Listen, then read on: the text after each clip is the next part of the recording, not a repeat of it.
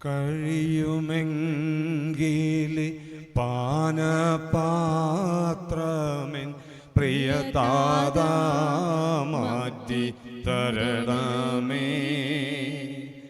താണു ദൈവത്തിൻ സൂനു ഭൂമിയിൽ വീണു താതനോടർത്തിച്ചു.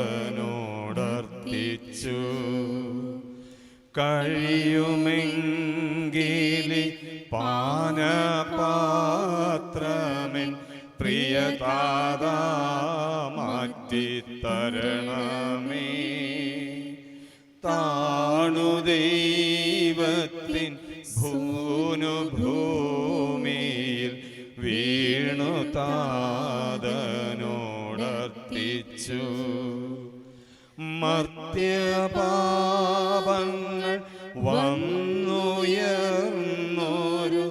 മാമല തീർത്തു നിൽക്കവേ, ഭീതിയാൽ മൃദു മേനിയാകവേ രക്തധാരയിലാഴ്ന്നു പോ. കഴിയുമെങ്കിൽ പാനപാത്രമെൻ പ്രിയതാതാ മാറ്റി തരണമേ. താണു ദൈവത്തിൻ സൂനു ഭൂമിയിൽ വീണു താതനോടർത്തിച്ചു.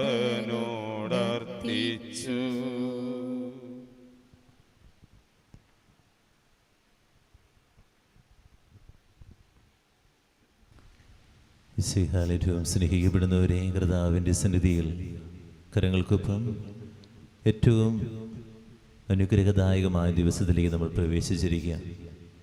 നമുക്കായി സ്നേഹത്തിൻ്റെ അർത്ഥം എഴുതിയ കർത്താവ്, എങ്ങനെ സ്നേഹിക്കണമെന്ന് പഠിപ്പിച്ച് ആ കുരിശിൽ ജീവിതം കൊണ്ട് പകർന്നു നൽകിയ കർത്താവ്, പകുത്തു നൽകാൻ പഠിപ്പിച്ച കർത്താവ്, തൻ്റെ തിരുശരീര രക്തങ്ങളാൽ നമുക്ക് നമ്മുടെ പാപങ്ങളെ കഴുകി വിശുദ്ധീകരിച്ച കർത്താവ്. യോഹന്നാന്റെ സുവിശേഷം 15-ാം അധ്യായം 13-ാം വാക്യം, സ്നേഹിതർക്ക് വേണ്ടി ജീവൻ ബലി കഴിക്കുന്നതിനേക്കാൾ വലിയ സ്നേഹമില്ല എന്ന് നമ്മളെ പഠിപ്പിച്ചു. ജീവൻ ബലി കഴിച്ച് നമ്മളെ സ്നേഹിച്ചു. പൂർണ്ണമായിട്ടെല്ലാം സമർപ്പിച്ചുകൊണ്ട്, എല്ലാ നിയോഗങ്ങളെയും സമർപ്പിച്ചുകൊണ്ട് ഏറ്റവും വിശുദ്ധമായ ഈ തിരുക്കർമ്മങ്ങളിലേക്ക് നമുക്ക് പ്രവേശിക്കാം. പിതാവിൻ്റെയും പുത്രൻ്റെയും പരിശുദ്ധാത്മാവിൻ്റെയും നാമത്തിൽ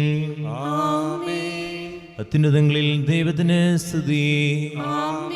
ഭൂമിയിൽ മനുഷ്യർക്ക് സമാധാനം പ്രത്യാശ എപ്പോഴും എന്നേക്കും. സ്വർഗ്ഗസ്ഥനായ പിതാവേ, അങ്ങയുടെ നാമം പൂജിതമാകണമേ, അങ്ങയുടെ രാജ്യം വരണമേ, അങ്ങ് പരിശുദ്ധൻ പരിശുദ്ധൻ പരിശുദ്ധൻ. സ്വർഗ്ഗസ്ഥനായ ഞങ്ങളുടെ പിതാവേ, അങ്ങയുടെ മഹത്വത്താൽ സ്വർഗ്ഗവും ഭൂമിയും നിറഞ്ഞിരിക്കുന്നു. മാലാഖമാരും മനുഷ്യരും അങ്ങ് പരിശുദ്ധൻ പരിശുദ്ധൻ പരിശുദ്ധൻ എന്നുദ്ഘോഷിക്കുന്നു. സ്വർഗ്ഗസ്ഥനായ ഞങ്ങളുടെ പിതാവേ, അങ്ങയുടെ നാമം പൂജിതമാകണമേ, അങ്ങയുടെ രാജ്യം വരണമേ, അങ്ങയുടെ തിരുമനസ്സ് സ്വർഗ്ഗത്തിലെ പോലെ ഭൂമിയിലുമാകണമേ. ഞങ്ങൾക്ക് ആവശ്യമായ ആഹാരം ഇന്ന് ഞങ്ങൾക്ക് തരണമേ. ഞങ്ങളുടെ കടക്കാരോട് ഞങ്ങൾ ക്ഷമിച്ചതുപോലെ ഞങ്ങളുടെ കടങ്ങളും പാപങ്ങളും ഞങ്ങളോടും ക്ഷമിക്കണമേ. ഞങ്ങളെ പ്രലോഭനത്തിൽ വീഴാനിടയാക്കരുതേ, ദുഷ്ടാരൂപിയിൽ നിന്ന് ഞങ്ങളെ രക്ഷിക്കണമേ. എന്തുകൊണ്ടെന്നാൽ രാജ്യവും ശക്തിയും മഹത്വവും എന്നേക്കും അങ്ങയുടേതാകുന്നു. ആമേൻ. നമുക്ക് പ്രാർത്ഥിക്കാം. സമാധാനം നമ്മോടുകൂടെ. മഹോന്നതനായ കർത്താവായ ദൈവമേ, അങ്ങേ ഞങ്ങൾ ആരാധിക്കുന്നു, വാഴ്ത്തുന്നു. മഹത്വപൂർണമായ ത്രിത്വത്തെ ഞങ്ങൾ എല്ലാ സമയം സ്തുതിക്കുന്നു. ഞങ്ങളുടെ രക്ഷകനായ മിശിഹ അനുഭവിച്ച പീഡകൾ ഭക്തിപൂർവ്വം ഞങ്ങൾ അനുസ്മരിക്കുന്നു. പാപത്തിന്റെയും മരണത്തിന്റെയും മേൽ മിശിഹ നേടിയ വിജയത്തിൽ ഞങ്ങളെയും പങ്കാളികളാക്കണമേ. അവിടുത്തെ പീഡാനുഭവത്തിന്റെയും മരണത്തിന്റെയും ഫലങ്ങൾ പ്രാപിക്കുവാൻ ഞങ്ങളെ അനുഗ്രഹിക്കണമേ. പിതാവും പുത്രനും പരിശുദ്ധാത്മാവുമായ സർവേശ്വരാ എന്നേക്കും.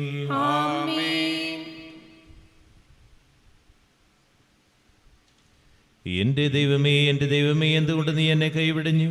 എൻ്റെ ദൈവമേ, അങ്ങേ കാര്യമായി മതിക്കാത്ത മനുഷ്യരുടെ കയ്യിൽ എന്നെ വിട്ടുകൊടുക്കരുതേ. എന്റെ ദൈവമേ, എന്തുകൊണ്ട് നീ എന്നെ കൈവിടിഞ്ഞു? പകൽ സമയം ഞാൻ നിന്നെ വിളിച്ചു, നീ എനിക്ക് ഉത്തരമരുളിയില്ല. രാത്രിയിലും ഞാൻ നിന്നെ വിളിച്ചു, നീ എനിക്കായി കാത്തിരുന്നില്ല. നീ പരിശുദ്ധനാകുന്നു, നീ മഹിമയിൽ ഇസ്രായേൽ വസിക്കുന്നു. എന്റെ പിതാക്കന്മാർ നിന്നിൽ ആശ്രയിച്ചു, അവർ നിന്നിൽ ശരണം ഗമിച്ചു. അപ്പോൾ നീ അവർക്ക് വിമോചനമേകി. നിന്നോട് അവർ നിലവിളിച്ചു, അവർ രക്ഷിക്കപ്പെടുകയും ചെയ്തു. നിന്നിൽ അവർ ആശ്രയിച്ചു, അവർ ലജ്ജിതരായില്ല. ഞാൻ മനുഷ്യനല്ല, കൃമിയാകുന്നു. മനുഷ്യനിന്ദാ വിഷയവും ജനത്തിന്റെ പരിഹാസപാത്രവുമാകുന്നു. കാണുന്നവരെല്ലാം എന്നെ അവഹേളിക്കുന്നു. അവർ വികൃതമായ ആംഗ്യങ്ങൾ കാട്ടുകയും തലയാട്ടുകയും ചെയ്യുന്നു. കർത്താവ് രക്ഷിക്കുമെന്ന് അവർ പ്രത്യാശിച്ചു. അവനിൽ സംപ്രീതനാകണമെങ്കിൽ കർത്താവ് അവനെ രക്ഷിക്കട്ടെ. എന്നിൽ നിന്ന് നീ അകന്നിരിക്കരുതേ. ഇതാ ദുരിതം അടുത്തിരിക്കുന്നു, എന്നെ സഹായിക്കാൻ ആരുമില്ല. ദിവസം മുഴുവൻ ഞങ്ങൾ നിന്നെ സ്തുതിച്ചു, എന്നും നിന്റെ നാമം പ്രകീർത്തിച്ചു. എന്നിട്ടും നീ ഞങ്ങളെ വിസ്മരിച്ചു, ലജ്ജിക്കാൻ ഞങ്ങൾക്കിടയാക്കിയല്ലോ. സൈന്യത്തോടൊപ്പം നീ ഇറങ്ങുന്നില്ല, പിന്തിരിഞ്ഞോടുവാ ഞങ്ങൾക്കിടവരുത്തി. ശത്രുക്കൾ ഞങ്ങളെ കൊള്ളയടിച്ചു. കൊന്നു തിന്നാനുള്ള ആടിനെ പോലെ നീ ഞങ്ങളെ അവർക്ക് നൽകി. ജനതകൾക്കിടയിൽ ഞങ്ങളെ ചിതറിച്ചു. സ്വന്തം ജനത്തെ വിലയില്ലാതെ വിറ്റു, അവരുടെ വില നീ വർദ്ധിച്ചുമില്ല. അയൽക്കാർക്ക് ഞങ്ങളെ പരിഹാസ വിഷയമാക്കി, ചുറ്റുമുള്ളവർക്ക് നിന്ദയ്ക്കും ആക്ഷേപത്തിനും പാത്രമാക്കി. വിജാതിയുടെ മധ്യത്തിൽ പഴമൊഴിയാക്കി, ജനപദങ്ങൾക്കിടയിൽ അവഹേളിതരാക്കി. ദിവസം മുഴുവൻ ഞാൻ അപമാനിതനാകുന്നു, ലജ്ജ മൂലം ഞാൻ മുഖം മറച്ചിരിക്കുന്നു. നിന്ദിക്കുകയും ദുഷിക്കുകയും ചെയ്യുന്നവന്റെ സ്വരമുയരുന്നു. പ്രതികാരം ചെയ്യുന്ന ശത്രു ഇതാ നിന്റെ മുമ്പിൽ. ഇതെല്ലാം ഞങ്ങൾക്ക് സംഭവിച്ചു, എങ്കിലും ഞങ്ങൾ നിന്നെ മറന്നില്ല. ദൈവമേ, എന്നോട് കരുണ തോന്നണമേ. എന്തെന്നാൽ മനുഷ്യർ എന്നെ ചവിട്ടിമെതിക്കുന്നു, മല്ലന്മാർ ദിവസം മുഴുവൻ എന്നെ ഞെരുക്കുന്നു. ദിവസം മുഴുവൻ എന്റെ ശത്രുക്കൾ എന്നെ ചവിട്ടി മെതിക്കുന്നു. അനേകം യോദ്ധാക്കൾ എനിക്കെതിരായി പ്രബലപ്പെടുന്നു. ഞാൻ ദൈവത്തിൽ ആശ്രയിക്കുന്നു, പകൽ സമയത്ത് പോലും ഞാൻ ഭയപ്പെടുകയില്ല. ദൈവത്തിൽ ഞാൻ അഭിമാനിക്കുന്നു, അവനിൽ ഞാൻ സമാശ്രയിക്കുന്നു. എനിക്ക് ഭയാശങ്കകളില്ല, മനുഷ്യന് എന്നോട് എന്ത് ചെയ്യാനാകും? അവർ ദിവസം മുഴുവനും എനിക്കെതിരായി ആലോചിക്കുന്നു, തിന്മ നിരൂപിക്കുന്നു. അവർ ഒളിച്ചിരിക്കുന്നു, എന്നെ ഭയപ്പെടുത്താൻ കാത്തിരിക്കുന്നു, എന്റെ കുതികാലുകളെ നിരീക്ഷിക്കുന്നു. അവനെ രക്ഷിക്കാൻ ആരുമില്ലെന്ന് അവർ വീമ്പിളക്കുന്നു. വിജാതിയുള്ള കോപത്തിൽ നീ അവരെ വിധിക്കണമേ. ദൈവമേ, നിന്നിലുള്ള വിശ്വാസം ഞാൻ അറിയിച്ചു. എന്റെ കണ്ണീരെല്ലാം തിരുസന്നിധിയിൽ സൂക്ഷിക്കണമേ. നിന്റെ ഗ്രന്ഥത്തിൽ അവ രേഖപ്പെടുത്തണമേ. നിനക്കുള്ള നേർച്ചകൾ ഞാൻ നിറവേറ്റും, കൃതജ്ഞതാബലി അർപ്പിക്കും. പരിശുദ്ധാത്മാവിനു സ്തുതി, ആദ്യം മുതൽ എന്നേക്കും ആമേൻ. എന്റെ ദൈവമേ, എന്തുകൊണ്ട് നീ എന്നെ കൈവിടിഞ്ഞു? എന്റെ ദൈവമേ, അങ്ങേ കാര്യമായി മതിക്കാത്ത മനുഷ്യരുടെ കയ്യിൽ എന്നെ വിട്ടുകൊടുക്കരുതേ. നമുക്ക് പ്രാർത്ഥിക്കാം. സമാധാനം നമ്മോടുകൂടെ. ഞങ്ങളുടെ കർത്താവായ ദൈവമേ, മനുഷ്യംശം നൽകിയ നന്മകൾക്കായി അങ്ങയുടെ മഹനീയ ത്രിത്വത്തിന്റെ ഉന്നതവും ഭാഗ്യപൂർണവും പരിശുദ്ധമായ നാമത്തിന് സ്തുതിയും ബഹുമാനവും കൃതജ്ഞതയും ആരാധന നിരന്തരം സമർപ്പിക്കുവാൻ ഞങ്ങൾ കടപ്പെട്ടവരാകുന്നു. പിതാവും പുത്രനും പരിശുദ്ധാത്മാവുമായ സർവേശ്വരാ എന്നേക്കും. സർവാധിപനാം കർത്താവേ, നിൻ സ്തുതികൾ പാടുന്നു. ഈശോനാഥാവിനയമോടെ നിന്നെ നമിച്ച് പുകഴ്ത്തുന്നു. മർത്യനു നിത്യമഹോന്നതമാം ഉത്ഥാനം നീ അരുളുന്നു. അക്ഷയം അവനുടെ ആത്മാവിൻ ഉത്തമരക്ഷയുമേകുന്നു. നമുക്ക് പ്രാർത്ഥിക്കാം. സമാധാനം നമ്മോടുകൂടെ. എന്റെ കർത്താവേ, നീ സ്തുതിമായി ഞങ്ങളുടെ ശരീരങ്ങളെ അർപ്പിക്കുന്നവനും ആത്മാക്കളെ രക്ഷിക്കുന്നവനും ജീവനാദ്യം പരിപാലിക്കുന്നവനുമാകുന്നു. ഞങ്ങളെപ്പോഴും നിനക്ക് സ്തുതിയും ബഹുമാനവും കൃതജ്ഞതയും ആരാധന നിരന്തരം സമർപ്പിക്കുവാൻ കടപ്പെട്ടവരാകുന്നു. പിതാവും പുത്രനും പരിശുദ്ധാത്മാവുമായ സർവേശ്വരാ എന്നേക്കും. ശബ്ദമുയർത്തി പാടിടുവിൻ, സർവരും ഒന്നായി പാടിടുവിൻ. എന്നെന്നും ജീവിക്കും സർവേശ്വരനെ വാഴ്ത്തിടുവിൻ. പരിപാവനനാം സർവേശ, പരിപാവനനാം ബലവാനെ, പരിപാവനനാം അമർത്യനെ, കാരുണ്യം നീ ചൊരിയണമേ. നമുക്ക് പ്രാർത്ഥിക്കാം. സമാധാനം നമ്മോടുകൂടെ. വിശുദ്ധരിൽ സമ്പന്നനായി വസിക്കുന്ന പരിശുദ്ധനും സുദൃഹനും ബലവാനമർത്യനുമായ കർത്താവേ, അങ്ങയുടെ സ്വഭാവതനത്തെ വിധം ഇപ്പോഴും ഞങ്ങളെ കടാക്ഷിക്കുകയും അനുഗ്രഹിക്കുകയും ഞങ്ങളോട് കരുണ കാണിക്കുകയും ചെയ്യണമേ. പിതാവും പുത്രനും പരിശുദ്ധാത്മാവുമായ സർവീശ്വരായ എന്നേക്കും ആമേൻ. ഉൽപ്പത്തിയുടെ പുസ്തകത്തിലുള്ള വായന 22-ാം അധ്യായം 1 മുതൽ 19 വരെയുള്ള വാക്യങ്ങൾ. കർത്താവേ ആശീർവദിക്കുന്നു. മിശിഹ സഹോദരനെ അനുഗ്രഹിക്കട്ടെ. പിന്നീട് ഒരിക്കൽ ദൈവം അബ്രാഹത്തെ പരീക്ഷിച്ചു. അബ്രാഹം അവിടുന്ന് വിളിച്ചു, ഇതാ ഞാൻ, അവൻ വിളിക്കേട്ടു. നീ സ്നേഹിക്കുന്ന നിന്റെ ഏകമകൻ ഇസ്ഹാക്കിനെയും കൂട്ടിക്കൊണ്ട് മോറിയ ദേശത്തേക്ക് പോവുക. അവിടെ ഞാൻ കാണിച്ചു തരുന്ന മലമുകളിൽ നീ അവനെ എനിക്കൊരു ദഹനബലിയായി അർപ്പിക്കണം. അബ്രാഹം അതിരാവിലെ എഴുന്നേറ്റ് കഴുതയ്ക്ക് ജീനിയിട്ട് 2 വേലക്കാരെയും മകൻ ഇസ്ഹാക്കിനെയും കൂട്ടി ബലിക്ക് വേണ്ട വിറകും കീറിയെടുത്ത് അവൻ പറഞ്ഞ സ്ഥലത്തേക്ക് പുറപ്പെട്ടു. 3-ാം ദിവസം അവൻ തലയുയർത്തി നോക്കിയപ്പോൾ അകലെ ആ സ്ഥലം കണ്ടു. അവൻ വേലക്കാരോട് പറഞ്ഞു, കഴുതയുമായി നിങ്ങൾ ഇവിടെ നിൽക്കുക, ഞാനും മകനും അവിടെ പോയി ആരാധിച്ച് തിരിച്ചു വരാം. അബ്രാഹം ദഹനബലിക്കുള്ള വിറകെടുത്ത് മകൻ ഇസ്ഹാക്കിന്റെ ചുമലിൽ വെച്ച് കത്തിയും തീയും അവൻ തന്നെ എടുത്തു. അവൻ ഒരുമിച്ച് മുന്നോട്ട് നടന്നു.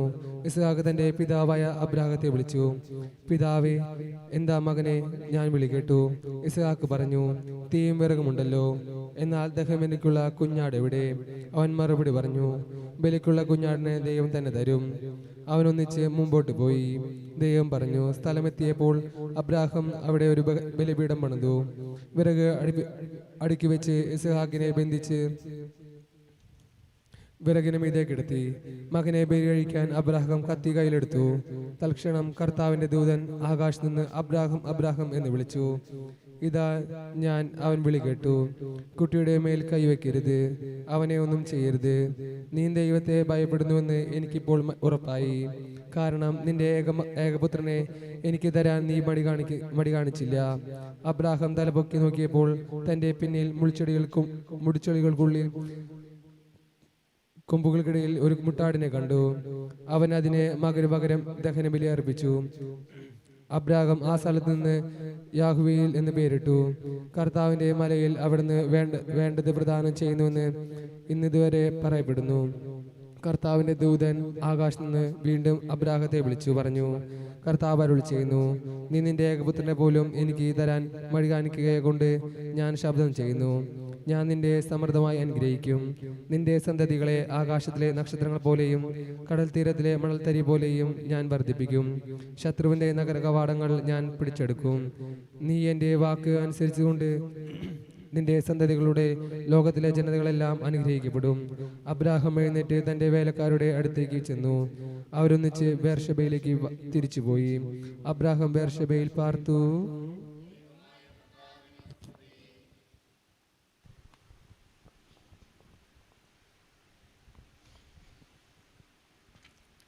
എൻ്റെ സഹോദരരെ, വിശുദ്ധ പൗലോസ് ശ്ലീഹ റോമാക്കാർക്ക് എഴുതിയ ലേഖനം അധ്യായം 5 6 മുതൽ 16 വരെയുള്ള വാക്യങ്ങൾ. കർത്താവെ ആശീർവദിക്കണമേ.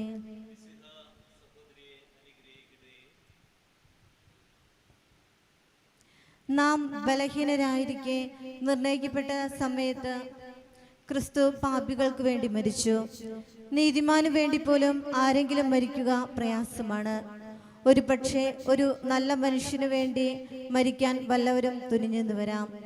എന്നാൽ നാം പാപികളായിരിക്കെ ക്രിസ്തു നമുക്ക് വേണ്ടി മരിച്ചു.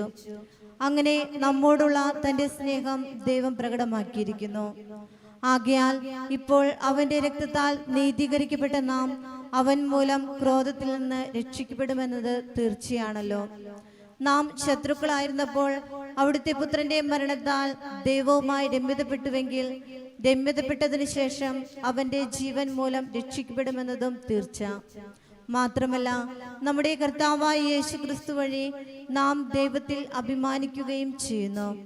അവൻ വഴിയാണല്ലോ നാം ഇപ്പോൾ അനുരഞ്ജനം സാധിച്ചിരിക്കുന്നത്. ഒരു മനുഷ്യൻ മൂലം പാപവും പാപം മൂലം മരണവും ലോകത്തിൽ പ്രവേശിച്ചു. അപ്രകാരം എല്ലാവരും പാപം ചെയ്തതുകൊണ്ട് മരണം എല്ലാവരിലും വ്യാപിച്ചു. നിയമം നൽകപ്പെടുന്നതിന് മുമ്പ് തന്നെ പാപം ലോകത്തിൽ ഉണ്ടായിരുന്നു. എന്നാൽ നിയമമില്ലാത്തപ്പോൾ പാപം കണക്കിലെടുക്കപ്പെടുന്നില്ല. ആദത്തിന്റെ പാപത്തിന് സദൃശ്യമായ പാപം ചെയ്യാതിരുന്നവരുടെ മേൽ പോലും ആദത്തിന്റെ കാലം മുതൽ മോശയുടെ കാലം വരെ മരണം ആധിപത്യം പുലർത്തി. ആദം വരാനിരുന്നവന്റെ പ്രതിരൂപമാണ്. എന്നാൽ പാപം പോലെയല്ല കൃപാദാനം. ഒരു മനുഷ്യന്റെ പാപം മൂലം വളരെ പേർ മരിച്ചുവെങ്കിൽ ദൈവകൃപയും യേശുക്രിസ്തുവെന്ന ഒരു മനുഷ്യന്റെ കൃപാദാനവും അനേകർക്ക് എത്രയധികം സമൃദ്ധമായി ലഭിച്ചിരിക്കുന്നു. ഒരുവന്റെ പാപത്തിൽ നിന്നുളവായ ഫലം പോലെയല്ല ഈ ദാനം. ഒരു പാപത്തിന്റെ ഫലമായുണ്ടായ വിധി ശിക്ഷയ്ക്ക് കാരണമായി. അനേകം പാപങ്ങൾക്ക് ശേഷം ആഗതമായ കൃപാദാനമാകട്ടെ നീതീകരണത്തിന് കാരണമായി. നമ്മുടെ കർത്താവായ മിശിഹായ്ക്ക് സ്തുതി. സ്വന്തം ജനങ്ങൾക്കു ജീവനേകാൻ സർവേശനന്ദനൻ ഭൂവിൽ വന്നു. കുരിശാണനാഥനായി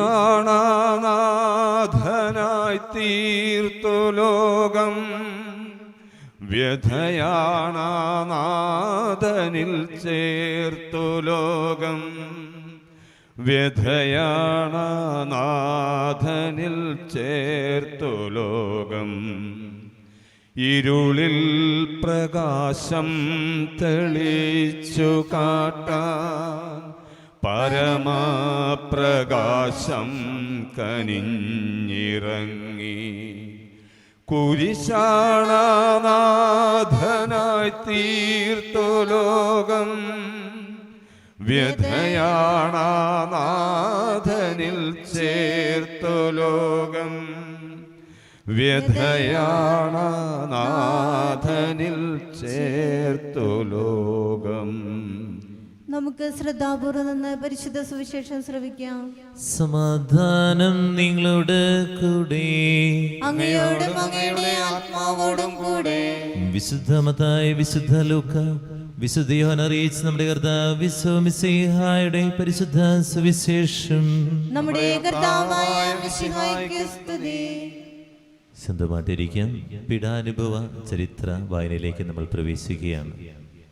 പീഡാനുഭവ ചരിത്ര വായന വായിക്കുമ്പോൾ ഓർക്കുക, ഒരു മനുഷ്യൻ തൻ്റെ ജീവിതത്തിൽ കടന്നുപോയ വഴികളാണ്, വേദനയുടെ വഴികൾ. കഥകളായിട്ട് ഇത് കാണാതിരിക്കാൻ അവൻ അനുഭവിച്ച, നമ്മൾ അത്രയധികം സ്നേഹിച്ച ആ അനുഭവത്തിൻ്റെ ആ ഉള്ളു മനസ്സിലാക്കി വേണം കേൾക്കാൻ. അങ്ങനെ ആഴപ്പെട്ട് ഈശോ എന്നൊരു നാമം ഉള്ളിങ്ങനെ ഉച്ചരിച്ചുകൊണ്ടിരിക്കണം. ഈശോയെ, ഇത്രയധികം എന്നെ സ്നേഹിച്ചു, ഞാനും നിന്നെ സ്നേഹിക്കുന്നുവെന്ന്, ഞാൻ നിന്നെ സ്നേഹിക്കുന്നു എന്ന് നമുക്കുള്ളിൽ ഇങ്ങനെ പറഞ്ഞുകൊണ്ടിരിക്കണം. ഈ പീഡാനുഭവ ചരിത്ര വായനയുടെ നിമിഷത്തിൽ കണ്ണുനീരോടെ, അതുപോലെ ആ ഓരോ ചിത്രവും നമ്മൾ സ്വപ്നം പോലെ ഇങ്ങനെ ഉള്ളിൽ ഇങ്ങനെ കാണണം. അവൻ കടന്നു പോകുന്ന വഴി, അതുപോലെ അവൻ കടന്നു പോകുന്ന ആ കുരിശിൻ്റെ വേദനയുടെ നിമിഷങ്ങളിൽ ഒഴുകുന്ന തിരുരക്തം ഒക്കെ നമ്മുടെ ഉള്ളിലേക്ക് വരുമുണ്ടല്ലോ, ഒരു അനുഭവമായിട്ട് മാറും. അനുഭവമായിട്ട് മാറാൻ ഈ നിമിഷം നമുക്ക് പ്രാർത്ഥിക്കാം. ഒരു നിമിഷം ഒന്ന് കണ്ണുകളടച്ച് യേശുവിൻ്റെ മുഖം ഒന്ന് മനസ്സിലൊന്ന് ധ്യാനിച്ച് ഈ പീഡാനുഭവ ചരിത്രത്തിലേക്ക് നമുക്ക് പ്രവേശിക്കാം. നമ്മുടെ കർത്താവ് ഈശോ മിശിഹായുടെ പീഡാനുഭവ ചരിത്രം. ഇവ അരുളി ചെയ്ത ശേഷം ശിഷ്യന്മാരെയും കൂട്ടിക്കൊണ്ട് ഈശോ കെദ്രോൻ തോട് കടന്ന് പതിവ് പോലെ ഒലിവുമലയിലേക്ക് പോയി. അവിടെ ഗത്സമേൻ എന്ന പേരിൽ ഒരു തോട്ടമുണ്ടായിരുന്നു. ഈശോയും ശിഷ്യന്മാരും അതിൽ പ്രവേശിച്ചു. അപ്പോൾ അവിടുന്ന് അവരോട് ഇങ്ങനെ അരുളി ചെയ്തു: ഞാൻ പോയി പ്രാർത്ഥിക്കട്ടെ, നിങ്ങൾ ഇവിടെ ഇരിക്കുവിൻ. പരീക്ഷ ഉൾപ്പെടാതിരിക്കാൻ പ്രാർത്ഥിക്കുകയും ചെയ്യുവിൻ. അനന്തരം ഈശോ പത്രോസിനെയും സെബദിയുടെ പുത്രന്മാരായ യാക്കോബ്, യോഹന്നാൻ എന്നിവരെയും കൂട്ടിക്കൊണ്ട് അല്പദൂരം മുമ്പോട്ട് നീങ്ങി. അവിടെ വെച്ച് ഈശോ അപാരമായ ദുഃഖത്താൽ വിവശനായി തീർന്നു. അവിടുന്ന് അവരോട് ഇപ്രകാരം അരുളി ചെയ്തു: എൻ്റെ ആത്മാവ് മരണവേദന അനുഭവിക്കുന്നു, നിങ്ങൾ എന്നോടുകൂടെ ഉണർന്നിരിക്കുവിൻ. അനന്തരം അവിടുന്ന് ഒരു കല്ലേറ് ദൂരെ മാറി മുട്ടുകുത്തി സാഷ്ടാംഗം വീണ് ഇങ്ങനെ പ്രാർത്ഥിച്ചു: പിതാവേ, കഴിയുമെങ്കിൽ ആ മണിക്കൂർ എന്നിൽ നിന്ന് അകന്നു പോകട്ടെ. അങ്ങ് സർവശക്തനാണല്ലോ. ഈ കാസ എന്നിൽ നിന്ന് മാറ്റിത്തരണമേ. എങ്കിലും എൻ്റെ ഇഷ്ടമല്ല, അങ്ങയുടെ ഇഷ്ടം നിറവേറട്ടെ. ഈശോ ശിഷ്യന്മാരുടെ പക്കലേക്ക് മടങ്ങിച്ചെന്നപ്പോൾ അവർ ഉറങ്ങുന്നതായാണ് കണ്ടത്. അപ്പോൾ അവിടുന്ന് പത്രോസിനോട് ചോദിച്ചു, ശിമിയോനെ, നീ ഉറങ്ങുകയാണോ?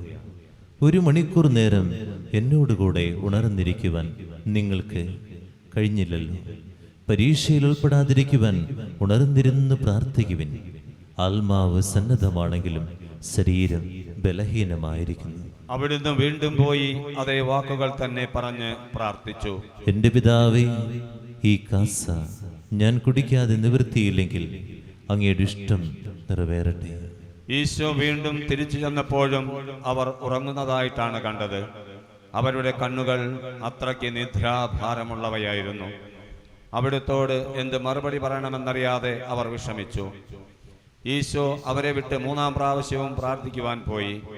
അവിടുന്ന് അതേ വാക്കുകൾ തന്നെ ഉരുവിട്ടുകൊണ്ടിരുന്നു.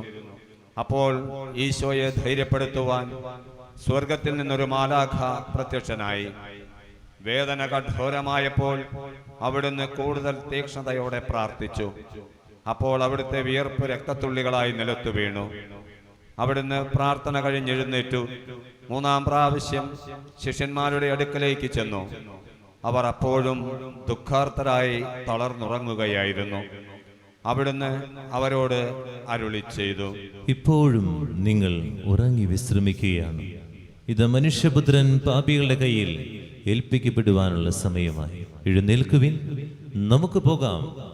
എന്നെ ഒറ്റിക്കൊടുക്കുന്നവൻ എത്തിക്കഴിഞ്ഞു. അവിടുത്തെ ഒറ്റിക്കൊടുത്ത യൂദാസിന് ആ സ്ഥലം അറിയാമായിരുന്നു. എന്തെന്നാൽ ശിഷ്യന്മാരൊന്നിച്ച് ഈശോ പലപ്പോഴും അവിടെ പോകാറുണ്ടായിരുന്നു. യൂദാസ് പട്ടാളത്തെയും പ്രധാനാചാര്യന്മാരുടെയും പ്രീസന്മാരുടെയും സേവകന്മാരെയും കൂട്ടിക്കൊണ്ട് അവിടെ ചെന്നു. അവർ വിളക്കുകളും പന്തങ്ങളും വാളുകളും വടികളും എടുത്തിരുന്നു. ഈശോ ശിഷ്യന്മാരോട് സംസാരിച്ചു കൊണ്ടിരിക്കുമ്പോഴാണ് 12 പേരിൽ ഒരുവനായ യൂദാസ് അവിടെ എത്തിയത്.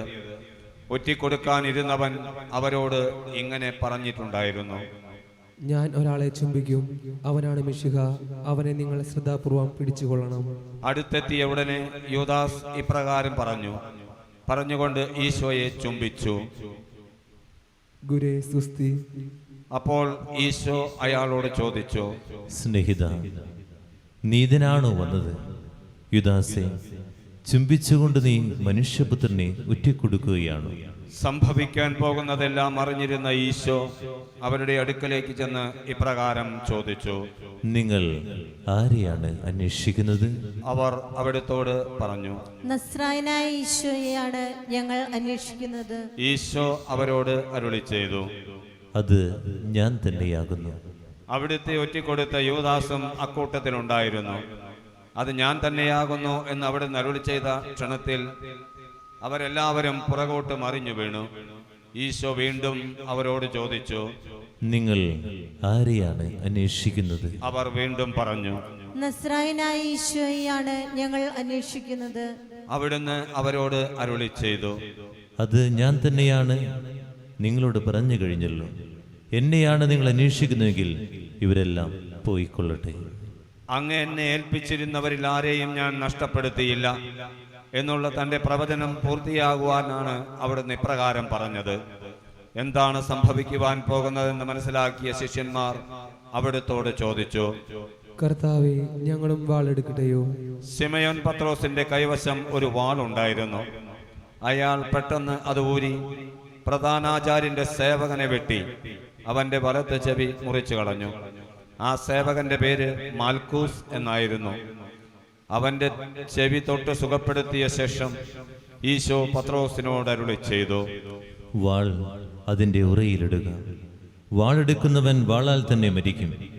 ഞാൻ എൻ്റെ പിതാവിനോട് അപേക്ഷിച്ചാൽ ക്ഷണം നേരം കൊണ്ട് 12-ലേറെ വേഗം മാലാഖമാരെ അയച്ച് ശത്രുകരങ്ങളിൽ നിന്ന് എന്നെ രക്ഷിക്കുകയില്ലെന്നാണോ നീ കരുതുന്നത്? അങ്ങനെ ചെയ്താൽ ഇതെല്ലാം സംഭവിക്കണമെന്ന തിരുവെഴുത്ത് എങ്ങനെ പൂർത്തിയാകും? എൻ്റെ പിതാവ് എനിക്ക് തന്ന കാസ ഞാൻ കുടിക്കേണ്ടതില്ലയോ? അനന്തരം ഈശോ ആ ജനക്കൂട്ടത്തോട് അരുളി ചെയ്തു, ഒരു കവർച്ചക്കാരനെ പിടിക്കാൻ എന്ന വണ്ണം വാളുകളും വടികളുമായി നിങ്ങൾ ഇപ്പോൾ എൻ്റെ അടുക്കൽ വന്നിരിക്കുന്നു. ഞാൻ എല്ലാ ദിവസവും ദേവാലയത്തിൽ പഠിപ്പിച്ചിരുന്നുവല്ലോ, അന്നൊന്നും നിങ്ങൾ എന്നെ പിടികൂടിയില്ലല്ലോ. ഇത് നിങ്ങളുടെ സമയമാണ്, ഇത് അന്ധകാരത്തിൻ്റെ ഭരണമാണ്. പ്രവചനങ്ങൾ പൂർത്തിയാകുവാൻ ഇങ്ങനെയെല്ലാം സംഭവിച്ചേ മതിയാകും. അപ്പോൾ സഹസ്രാധിപനും പട്ടാളക്കാരും യൂതന്മാരുടെ പരിചാരകരും ചേർന്ന് ഈശോയെ പിടിച്ച് ബന്ധിച്ചു. അത് കണ്ട് ശിഷ്യന്മാരെല്ലാവരും അവിടുത്തെ ഉപേക്ഷിച്ച് ഓടിപ്പോയി. എന്നാൽ ഒരു യുവാവ് ഈശോയെ അനുഗമിച്ചിരുന്നു. അവർ അയാളെ പിടികൂടി ധരിച്ചിരുന്ന വസ്ത്രം ഉപേക്ഷിച്ച് അയാളും ഓടി രക്ഷപ്പെട്ടു. ഈശോയെ ആദ്യം അവർ അന്നാസിന്റെ പക്കലേക്കാണ് കൊണ്ടുപോയത്. എന്തെന്നാൽ അയാൾ അക്കൊല്ലത്തെ മഹാപുരോഹിതനായിരുന്ന കയ്യാപ്പായുടെ ശ്വശുരനായിരുന്നു. ജനങ്ങളൊന്നാകെ നശിക്കാതിരിക്കാൻ ഒരാൾ അവർക്ക് പകരം മരിക്കുന്നത് നല്ലതാണെന്ന് ഒരിക്കൽ പ്രസ്താവിച്ചിട്ടുള്ള ഒരു മനുഷ്യനായിരുന്നു കയ്യാപ്പ. പ്രധാനാചാര്യൻ ഈശോയോട് അവിടുത്തെ ശിഷ്യന്മാരെയും ഉപദേശത്തെയും പറ്റി ചോദിച്ചു. ഈശോ ഇപ്രകാരം മറുപടി പറഞ്ഞു: ഞാൻ ജനങ്ങളോട് പരസ്യമായിട്ടാണ് സംസാരിച്ചിട്ടുള്ളത്. യൂതന്മാരുടെ സംഘത്തിലും ദേവാലയത്തിലുമല്ലാതെ രഹസ്യമായി ഞാനൊന്നും പഠിപ്പിച്ചിട്ടില്ല. പിന്നെ എന്തിനാണ് എന്നോട് ചോദിക്കുന്നത്? ഞാൻ എന്ത് പറഞ്ഞുവെന്ന് എൻ്റെ ശ്രോതാക്കളോട് തന്നെ ചോദിക്കുക. ഞാൻ പറഞ്ഞതെല്ലാം അവർക്കറിയാമല്ലോ. അവിടുന്ന് അങ്ങനെ അരുളി ചെയ്തപ്പോൾ അടുത്ത് നിന്നിരുന്ന ഒരു പരിചാരകൻ ഇപ്രകാരം ചോദിച്ചുകൊണ്ട് അവിടുത്തെ കവിൾത്തടത്തിൽ അടിച്ചു. ഇങ്ങനെയാണോ പ്രധാനാചാര്യനോട് മറുപടി പറയുന്നത്? ഈശോ അയാളോട് ചോദിച്ചു: ഞാൻ പറഞ്ഞതിൽ എന്തെങ്കിലും തെറ്റുണ്ടെങ്കിൽ അത് കാണിച്ചു തരിക. തെറ്റൊന്നുമില്ലെങ്കിൽ പിന്നെന്തിനാണ് എന്നെ അടിച്ചത്? അന്നാസ് ഈശോയെ ബന്ധിതനായി തന്നെ മഹാപുരോഹിതനായ കയ്യാപ്പായുടെ അടുക്കലേക്ക് അയച്ചു. പ്രധാനാചാര്യന്മാരും നിയമജ്ഞന്മാരും ജനപ്രമാണികളുമെല്ലാം അവിടെ സമ്മേളിച്ചിരുന്നു. പ്രധാനാചാര്യന്മാരും ന്യായാധിപ സംഘവും ഈശോയെ വധശിക്ഷയ്ക്ക് വിധിക്കുവാനുള്ള തെളിവുകൾ ഉണ്ടാക്കുവാൻ പരിശ്രമിക്കുകയായിരുന്നു. എന്നാൽ അതിൽ അവർ പരാജയമടഞ്ഞു. പലരും അവിടത്തേക്കെതിരായി കള്ളസാക്ഷ്യം പറയുവാൻ തയ്യാറായി ചെന്നെങ്കിലും അവരുടെ സാക്ഷ്യങ്ങൾ തമ്മിൽ പൊരുത്തപ്പെടാതെ പോയി. അവസാനം 2 കള്ളസാക്ഷികൾ ചെന്ന് ഇങ്ങനെ മൊഴി കൊടുത്തു: മനുഷ്യനിർമ്മിതമായ ഈ ദേവാലയം നശിപ്പിച്ച് 3 ദിവസങ്ങൾക്കകം മനുഷ്യനിർമ്മിതമല്ലാത്ത മറ്റൊന്ന് ഞാൻ പണിയുമെന്ന് ഈ മനുഷ്യൻ പറയുന്നത് ഞങ്ങൾ കേട്ടിട്ടുണ്ട്. എന്നാൽ അവിടെയും അവരുടെ സാക്ഷ്യങ്ങൾക്ക് തമ്മിൽ പൊരുത്തമില്ലായിരുന്നു. മഹാപുരോഹിതൻ അവരുടെ മധ്യേ എഴുന്നേറ്റ് നിന്നുകൊണ്ട് ഈശോയോട് ചോദിച്ചു: ഈ മനുഷ്യരെല്ലാം നിനക്കെതിരായി നൽകുന്ന സാക്ഷ്യങ്ങളെ കുറിച്ച് നിനക്കൊന്നും പറയാനാവുന്നില്ലേ? ഈശോ യാതൊരു മറുപടിയും നൽകിയില്ല. മഹാപുരോഹിതൻ വീണ്ടും ചോദിച്ചു: നീ ദൈവപുത്രനായ മിശിഹ തന്നെയോ എന്ന് ഞങ്ങളോട് പറയണമെന്ന് സജീവ ദൈവത്തിന്റെ നാമത്തിൽ ശബ്ദം ചെയ്ത് ഞാൻ ആവശ്യപ്പെടുന്നു. ഈശോ അരുളി ചെയ്തു: അങ്ങ് തന്നെ അത് പറഞ്ഞു കഴിഞ്ഞിരിക്കുന്നു. മനുഷ്യപുത്രൻ സർവശക്തന്റെ വലതുഭാഗത്തിരിക്കുന്നതും വാനമേഘങ്ങളിൽ എഴുന്നള്ളി വരുന്നതും നിങ്ങൾ കാണുമെന്ന് ഞാൻ നിങ്ങളോട് പറയുന്നു. അത് കേട്ടപ്പോൾ മഹാപുരോഹിതൻ തന്റെ വസ്ത്രങ്ങൾ വലിച്ചു കീറിക്കൊണ്ട് പറഞ്ഞു: ഇവൻ ദൈവദൂഷണം പറഞ്ഞിരിക്കുന്നു. ഇനി സാക്ഷികളെ കൊണ്ട് നമുക്ക് എന്താവശ്യം? ഇവൻ ദൈവദൂഷണം പറയുന്നത് നിങ്ങൾ തന്നെ കേട്ടല്ലോ. നിങ്ങളുടെ അഭിപ്രായം എന്താണ്? അവർ മറുപടി പറഞ്ഞു: ഇവൻ മരണശിക്ഷയ്ക്ക് അർഹനാകുന്നു. പിന്നീട് അവർ അവിടുത്തെ മുഖത്ത് തുപ്പുകയും ഇടിക്കുകയും കരണത്തടിക്കുകയും ചെയ്തു.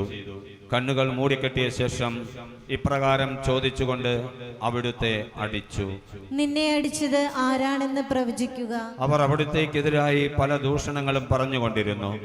ശിമയോൻ പത്രോസും മറ്റൊരു ശിഷ്യനും മഹാപുരോഹിതന്റെ അങ്കണം വരെ ദൂരത്തുകൂടി ഈശോയെ അനുഗമിക്കുന്നുണ്ടായിരുന്നു. ആ ശിഷ്യൻ മഹാപുരോഹിതനെ പരിചയമുണ്ടായിരുന്നതിനാൽ ഈശോയോടുകൂടെ മഹാപുരോഹിതന്റെ നടുമുറ്റത്ത് പ്രവേശിക്കുവാൻ സാധിച്ചു. എന്നാൽ പത്രോസ് പുറത്ത് വാതിൽക്കൽ നിൽക്കുന്നുണ്ടായിരുന്നു. അതിനാൽ മഹാപുരോഹിതനെ പരിചയമുണ്ടായിരുന്ന മറ്റേ ശിഷ്യൻ ചെന്ന് വാതിൽ കാവൽക്കാരിയോട് ശുപാർശ ചെയ്തു. ശിമയോൻ പത്രോസിനെയും അകത്ത് പ്രവേശിപ്പിച്ചു. ആ വാതിൽ കാവൽക്കാരി ശിമയോനോട് ചോദിച്ചു: താനും ആ മനുഷ്യന്റെ ഒരു ശിഷ്യനല്ലയോ? പെട്ടെന്ന് അയാൾ മറുപടി പറഞ്ഞു: ഞാൻ ആ മനുഷ്യന്റെ ശിഷ്യനല്ല. കാര്യങ്ങൾ എങ്ങനെ അവസാനിക്കുമെന്ന് കാണാനായി ശിമയോൻ ഭൃത്യന്മാരോടുകൂടെ അകത്ത് കാത്തിരുന്നു. കുളിരായിരുന്നതിനാൽ ഭൃത്യന്മാരും സേവകന്മാരും തീ കൂട്ടി കാഞ്ഞുകൊണ്ടിരുന്നു. ശിമയോനും അവരുടെ കൂടെ തീ കായുകയായിരുന്നു. അപ്പോൾ മഹാപുരോഹിതന്റെ ഒരു പരിചാരിക ആ വഴി വന്നു. അവൾ ശിമയോനെ സൂക്ഷിച്ചു നോക്കിയ ശേഷം ഇങ്ങനെ ചോദിച്ചു, താനും നസ്രായനായ ഈശോയുടെ കൂടെ ഉണ്ടായിരുന്നവനല്ലേ? എല്ലാവരുടെയും മുമ്പിൽ വെച്ച് പത്രോസ് നിഷേധിച്ചു പറഞ്ഞു, നീ പറയുന്നത് എനിക്ക് മനസ്സിലാകുന്നില്ല. ഞാൻ ആ മനുഷ്യനെ അറിയുകയില്ല. അനന്തരം അയാൾ പടിവാതിൽക്കലേക്ക് പോയി. അപ്പോൾ കോഴി കൂവി. അല്പം കഴിഞ്ഞ് അവിടെ നിന്നിരുന്നവർ അടുത്ത് ചെന്ന് പത്രോസിനോട് പറഞ്ഞു, താനും അവരുടെ കൂടെയുള്ളവൻ തന്നെ, സംശയമില്ല. തന്റെ സംസാര രീതി തന്നെ അത് തെളിയിക്കുന്നു. അപ്പോൾ ശിമയോൻ പത്രോസ് സത്യം ചെയ്ത് ആണയിട്ട് ഇങ്ങനെ പറഞ്ഞു, ഞാൻ ആ മനുഷ്യനെ അറിയുകയില്ല. പ്രധാനാചാര്യന്റെ ഭൃത്യനും പത്രോസ് ചെവിമുറിച്ചവന്റെ ചാർച്ചക്കാരനുമായ ഒരു മനുഷ്യൻ പത്രോസിനോട് പറഞ്ഞു, തോട്ടത്തിൽ വെച്ച് അയാളുടെ കൂടെ തന്നെയും ഞാൻ കണ്ടല്ലോ. പത്രോസ് അതും നിഷേധിച്ചു. അയാൾ സംസാരിച്ചു കൊണ്ടിരിക്കുമ്പോൾ തന്നെ രണ്ടാം പ്രാവശ്യം കോഴി കൂവി. കർത്താവ് തിരിഞ്ഞ് പത്രോസിനെ നോക്കി, കോഴി കൂവുന്നതിന് മുമ്പ് 3 പ്രാവശ്യം നീ എന്നെ നിഷേധിച്ചു പറയും എന്ന് അവിടുന്ന് അരുളി ചെയ്തിരുന്നത് പത്രോസ് അപ്പോൾ ഓർത്തു. അയാൾ പുറത്തേക്ക് പോയി ഹൃദയം നൊന്ത് കരഞ്ഞു. നേരം വെളുത്തപ്പോൾ പ്രധാനാചാര്യന്മാരും ജനപ്രമാണികളും നിയമജ്ഞരും ചേർന്ന് ഈശോയെ വധിക്കുന്നതിനെ പറ്റി ആലോചന നടത്തി. ന്യായാധിപ സംഘത്തിന് മുമ്പാകെ അവിടുത്തെ ഹാജരാക്കിയ ശേഷം അവർ അവിടുത്തോട് ഇപ്രകാരം പറഞ്ഞു, നീ മിശിഹായാണെങ്കിൽ അക്കാര്യം ഞങ്ങളോട് തുറന്നു പറയുക. അവിടുന്ന് ഇങ്ങനെ മറുപടി പറഞ്ഞു, എൻ്റെ വാക്ക് നിങ്ങൾ വിശ്വസിക്കുകയില്ല, എൻ്റെ ചോദ്യങ്ങൾക്ക് നിങ്ങൾ മറുപടി പറയുകയുമില്ല. ഇന്നു മുതൽ മനുഷ്യപുത്രൻ സർവശക്തനായ ദൈവത്തിൻ്റെ വലതുഭാഗത്തിരിക്കും. അവർ വീണ്ടും അവിടുത്തോട് ചോദിച്ചു, ആകയാൽ നീ ദേവപുത്രനാണെന്ന് പറയുകയാണോ? അവിടുന്ന് ഉത്തരമരുളി, ഞാൻ ദൈവപുത്രനാണെന്ന് നിങ്ങൾ തന്നെ പറഞ്ഞു കഴിഞ്ഞുവല്ലോ. അപ്പോൾ അവർ പറഞ്ഞു, നമുക്കിനി സാക്ഷികളെ കൊണ്ട് എന്താണ് ആവശ്യം? നാം തന്നെ നേരിട്ട് കേട്ടു കഴിഞ്ഞല്ലോ. അവർ അവിടുത്തെ ബന്ധിച്ച് ഗവർണറായിരുന്ന പന്തിയോസ് പിലാത്തോസിന്റെ മുമ്പാകെ ഹാജരാക്കി. ഈശോ വിധിക്കപ്പെട്ട വിവരമറിഞ്ഞപ്പോൾ അവിടുത്തെ ഒറ്റിക്കൊടുത്ത യൂദാസ് മനക്ലേശത്തോടെ ആ 30 വെള്ളി നാണയങ്ങളുമായി പ്രധാനാചാര്യന്മാരുടെയും ജനപ്രമാണികളുടെയും അടുക്കൽ ചെന്ന് ഇപ്രകാരം പറഞ്ഞു, ഞാൻ പാപം ചെയ്തു പോയി. കുറ്റമില്ലാത്ത രക്തം ഞാൻ ഒറ്റിക്കൊടുത്തു. അവർ മറുപടി പറഞ്ഞു, അതിന് ഞങ്ങൾ എന്ത് വേണം? നീ പോയി നിന്റെ കാര്യം നോക്കിക്കൊള്ളുക. അവൻ ആ നാണയത്തൊട്ടുകൾ ദേവാലയത്തിലേക്ക് വലിച്ചെറിഞ്ഞിട്ട് പോയി തൂങ്ങിച്ചെത്തു. പ്രധാനാചാര്യന്മാരും ആ നാണയത്തൊട്ടുകൾ പെറുക്കിയെടുത്തിട്ട് ഇപ്രകാരം പറഞ്ഞു, ഇത് രക്തത്തിന്റെ വിലയാകിയാൽ നേർച്ചപ്പെട്ടിയിലിടുന്നത് ശരിയല്ല. അവർ കൂടിയാലോചിച്ച ശേഷം ആ പണം കൊടുത്ത് വിദേശികളെ സംസ്കരിക്കുവാൻ ഒരു കുശവന്റെ പറമ്പ് വാങ്ങി. ആ സ്ഥലം ഇന്നും രക്തപ്പറമ്പ് എന്ന പേരിലാണ് അറിയപ്പെടുന്നത്. വിലപ്പെട്ടവന്റെ വിലയായി ഇസ്രായേൽക്കാർ കണക്കാക്കിയ 30 വെള്ളി നാണയം എടുത്ത് അവർ എന്നോട് കൽപ്പിച്ചതുപോലെ അവർ കുശവന്റെ പറമ്പിന് കൊടുത്തു എന്നുള്ള ജെറമിയാസിന്റെ പ്രവചനം അങ്ങനെ പൂർത്തിയായി. നേരം പുലർച്ചെയായപ്പോൾ അവർ ഈശോയെ കയ്യാപ്പായുടെ ഭവനത്തിൽ നിന്ന് ഗവർണറുടെ കൊട്ടാരത്തിലേക്ക് കൊണ്ടുപോയി. അശുദ്ധരാകാതെ പെസഹ ഭക്ഷിക്കേണ്ടിയിരുന്നതിനാൽ അവരാരും കൊട്ടാരത്തിലേക്ക് പ്രവേശിച്ചില്ല. അതിനാൽ പീലാത്തോസ് പുറത്തേക്കിറങ്ങിച്ചെന്ന് അവരോട് ചോദിച്ചു, എന്ത് കുറ്റമാണ് നിങ്ങൾ ഈ മനുഷ്യന്റെ മേൽ ആരോപിക്കുന്നത്? അതിന് അവർ ഇങ്ങനെ മറുപടി പറഞ്ഞു, കുറ്റക്കാരനല്ലായിരുന്നുവെങ്കിൽ ഞങ്ങൾ അയാളെ അങ്ങയുടെ സമക്ഷം ഹാജരാക്കുകയില്ലായിരുന്നു. പീലാത്തോസ് അവരോട് പറഞ്ഞു, അങ്ങനെയെങ്കിൽ നിങ്ങൾ തന്നെ അയാളെ കൊണ്ടുപോയി നിങ്ങളുടെ നിയമമനുസരിച്ച് വിസ്തരിച്ചു കൊള്ളുവീൻ. ഉടനെ യൂതന്മാർ പീലാത്തോസിനോട് പറഞ്ഞു, ആർക്കും മരണശിക്ഷ നൽകുവാൻ ഞങ്ങൾക്ക് അധികാരമില്ലല്ലോ. എങ്ങനെയാണ് താൻ മരിക്കാൻ പോകുന്നതെന്ന് സൂചിപ്പിച്ചുകൊണ്ട് ഒരിക്കൽ ഈശോ പറഞ്ഞ വാക്കുകൾ അങ്ങനെ നിറവേറുകയായിരുന്നു. അനന്തരം അവർ ഈശോയുടെ മേൽ ഓരോ കുറ്റങ്ങൾ ആരോപിച്ചു തുടങ്ങി. ഇയാൾ ജനങ്ങളെ വഴിതെറ്റിക്കുകയും സീസറിന് കപ്പം കൊടുക്കുന്നത് തടയുകയും താൻ രാജാവായ മിശിഹായാണെന്ന് പറയുകയും ചെയ്തതായി ഞങ്ങൾക്കറിയാം. അപ്പോൾ പീലാത്തോസ് അകത്തേക്ക് പോയി ഈശോയെ വിളിച്ച് ഇപ്രകാരം ചോദിച്ചു, നിങ്ങൾ യൂതന്മാരുടെ രാജാവാണോ? ഈശോ അരുളി ചെയ്തു, ഇത് അങ്ങ് സ്വയം ചോദിക്കുന്നുവോ, മറ്റുള്ളവർ എന്നെപ്പറ്റി പറഞ്ഞതുകൊണ്ട് ചോദിക്കുന്നു? മറുപടിയായി പീലാത്തോസ് ചോദിച്ചു, ഞാൻ ഒരു യൂതനല്ലല്ലോ. നിങ്ങളുടെ ആളുകളും പ്രധാനാചാര്യന്മാരുമല്ലേ നിങ്ങളെ എൻ്റെ മുമ്പിൽ ഹാജരാക്കിയത്. നിങ്ങൾ എന്ത് കുറ്റമാണ് ചെയ്തത്? അപ്പോൾ ഈശോ അരുളി ചെയ്തു, എന്റെ രാജ്യം ഐഹികമല്ല. ആയിരുന്നുവെങ്കിൽ ഞാൻ യുദ്ധന്മാരുടെ കൈകളിൽ വീഴാതിരിക്കുവാൻ എൻ്റെ സേവകന്മാർ യുദ്ധം ചെയ്യുമായിരുന്നു. എൻ്റെ രാജ്യം ഇവിടെയല്ല. പീലാത്തോസ് വീണ്ടും ചോദിച്ചു, അപ്പോൾ നിങ്ങൾ ഒരു രാജാവ് തന്നെയാണെന്നോ? ഈശോ ഉത്തരമരുളി, ഞാൻ രാജാവാണിതെന്ന് അങ്ങ് തന്നെ പറഞ്ഞു. സത്യത്തിന് സാക്ഷ്യം വഹിക്കുന്നവനാണ് ഞാൻ ജനിച്ചിരിക്കുന്നത്. അതിനുവേണ്ടി തന്നെയാണ് ഞാൻ ലോകത്തിലേക്ക് വന്നിരിക്കുന്നത്. സത്യത്തോട് ചേർന്ന് നിൽക്കുന്നവരെല്ലാം എൻ്റെ ശബ്ദം കേൾക്കുന്നു. അപ്പോൾ പീലാത്തോസ് ചോദിച്ചു, സത്യം എന്താകുന്നു? ചോദ്യം കഴിഞ്ഞ് ഉടൻ തന്നെ അദ്ദേഹം യൂതന്മാരുടെ നേരെ തിരിഞ്ഞ് പ്രധാനാചാര്യന്മാരോടും ജനസമൂഹത്തോടും ഇങ്ങനെ പറഞ്ഞു, ഞാൻ ഈ മനുഷ്യനിൽ കുറ്റമൊന്നും കാണുന്നില്ല. അവർ വീണ്ടും ഈശോയിൽ കുറ്റം ആരോപിച്ചു തുടങ്ങി. ഇയാൾ ഗലീല മുതൽ ഇവിടെ വരെ യൂദയ രാജ്യത്തിലെങ്ങും പ്രസംഗിച്ച് ജനങ്ങളെ പ്രക്ഷോഭത്തിന് പ്രേരിപ്പിക്കുന്നു. ഗലീല എന്ന് കേട്ട ഉടനെ പീലാത്തോസ് ചോദിച്ചു, ഈ മനുഷ്യൻ ഗലീലക്കാരനാണോ? ഈശോ ഹെറോദേസിന്റെ അധികാര സീമയിൽപ്പെട്ടവനാണെന്നറിഞ്ഞപ്പോൾ പീലാത്തോസ് അവിടുത്തെ ഹെറോദേസിന്റെ പക്കലേക്ക് അയച്ചു. അദ്ദേഹം അന്ന് ജെറുസലത്തുണ്ടായിരുന്നു. ഈശോയെ കണ്ടപ്പോൾ ഹെറോദേസ് വളരെ സന്തോഷിച്ചു. അദ്ദേഹം ഈശോയെക്കുറിച്ച് പലതും കേട്ടിട്ടുണ്ടായിരുന്നു. അവിടുത്തെ ഒന്ന് കാണാൻ ആഗ്രഹിച്ചിരിക്കുകയായിരുന്നു. അവിടുന്ന് എന്തെങ്കിലും ഒരു അത്ഭുതം പ്രവർത്തിക്കുന്നത് കാണാമെന്ന് അദ്ദേഹം പ്രതീക്ഷിച്ചു. ഹെറോദേസ് ഈശോയോട് പലതും ചോദിച്ചു, എന്നാൽ അവിടുന്ന് ഒരു മറുപടിയും പറഞ്ഞില്ല. അവിടെയും പ്രധാനാചാര്യന്മാരും നിയമജ്ഞരും ഈശോയ്ക്കെതിരായ ഓരോ ആരോപണങ്ങൾ ഉന്നയിച്ചുകൊണ്ടിരുന്നു. അവസാനം ഹെറോദേസും പടയാളികളും കൂടി അവിടുത്തെ നിന്ദിച്ച് പരിഹസിക്കുകയും വിലയേറിയ ഒരു വസ്ത്രം ധരിപ്പിച്ച് പീലാത്തോസിന്റെ പക്കലേക്ക് തിരിച്ചയക്കുകയും ചെയ്തു. ശത്രുതയിൽ കഴിഞ്ഞിരുന്ന ഹെറോദേസും പീലാത്തോസും അന്നു മുതൽ മിത്രങ്ങളായി തീർന്നു. പീലാത്തോസ് പ്രധാനാചാര്യന്മാരെയും ജനപ്രമാണികളെയും വിളിച്ചുകൂട്ടി ഇങ്ങനെ പറഞ്ഞു, ജനങ്ങളെ വഴിപിഴപ്പിക്കുന്നു എന്ന കുറ്റം ആരോപിച്ചാണല്ലോ നിങ്ങൾ ഈ മനുഷ്യനെ എൻ്റെ മുമ്പിൽ ഹാജരാക്കിയിരിക്കുന്നത്. നിങ്ങളുടെ മുമ്പിൽ വെച്ച് തന്നെ ഞാൻ ഇയാളെ വിസ്തരിച്ചു. എന്നാൽ നിങ്ങൾ ആരോപിക്കുന്ന കുറ്റങ്ങളൊന്നും ഞാൻ ഇയാളിൽ കണ്ടില്ല. ഹെറോദോസിനും ഇയാളിൽ കുറ്റമൊന്നും കാണാൻ കഴിഞ്ഞില്ല. അദ്ദേഹം ഇയാളെ ഇങ്ങോട്ട് തന്നെ തിരിച്ചയക്കുകയാണല്ലോ ചെയ്തത്. മരണശിക്ഷയ്ക്ക് അർഹമായ കുറ്റമൊന്നും ഈ മനുഷ്യൻ ചെയ്തിട്ടില്ല. അതിനാൽ ചെമ്മട്ടി കൊണ്ട് അടിച്ച് ഇയാളെ ഞാൻ വിട്ടയക്കുന്നു. എല്ലാ പെസഹ തിരുനാളിലും ജനങ്ങൾ ആഗ്രഹിക്കുന്ന ഒരു തടവുകാരനെ ഗവർണർ മോചിപ്പിക്കുക പതിവായിരുന്നു.